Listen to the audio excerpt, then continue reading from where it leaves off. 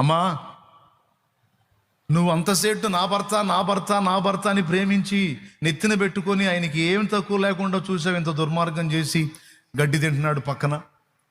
నువ్వు మాత్రం ఎందుకు పవిత్రంగా ఉండాలి, నువ్వు కూడా రక్కసి చెట్లాగా మారిపోమ్మా అంటే వల్లిపద్మం ఏమంటుందో తెలుసా?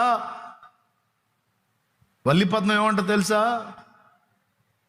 రక్కసి చెట్లను చూసి నేను కూడా అలా మారిపోతే వాళ్ళకి నాకు తేడా ఏముందన్నా? సమాజం కాదు, నన్ను నా ప్రభువు చూస్తున్నాడు. అతడు నా విషయంలో అపనమ్మకస్తుడై దుర్మార్గం చేసినా నేను నా నీతిని వదలను. నాకు ద్రోహమే జరిగింది, నాకు అన్యాయమే జరిగింది, ఆఖరికి నాకు తీసుకొచ్చి ఇచ్చే రూపాయి కూడా నాకు ఇవ్వట్లా, అటే పోతుంది మొత్తం. చాకిరీ చేసుకుంటున్నా, ఏ రోజుకి ఆ రోజు కష్టపడి చాకిరీ చేసుకొని తెచ్చుకొని బతుకుతున్నా, పిల్లలకి పెట్టుకుంటున్నానన్నా.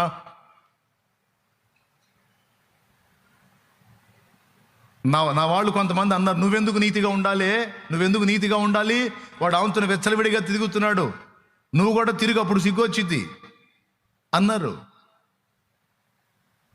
నేను వాళ్ళని తిట్టాను, వాళ్ళని గద్దించాను. నీచ బతుకమంటారు నన్ను. అవసరమైతే అడుక్కొని తెచ్చి నా పిల్లలకు పోషించుకుంటాను, కానీ వాడు చేసిన నీతిమాలిన పని నేను చెయ్యను. నా దేవుడు చూస్తున్నాడు నన్ను.